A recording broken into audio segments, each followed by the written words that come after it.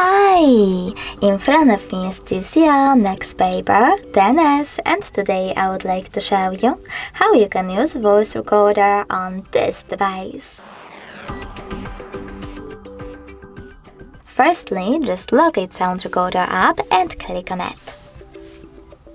Now just allow in the pop-ups and click on this button with a mic on it to start your recording.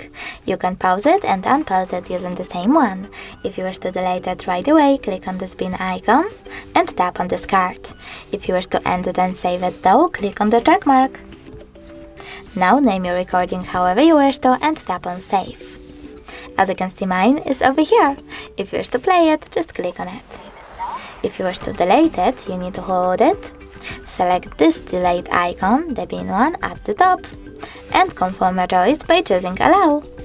Thanks so much for watching. If you enjoyed this video, don't forget to leave a like, comment and subscribe. Bye!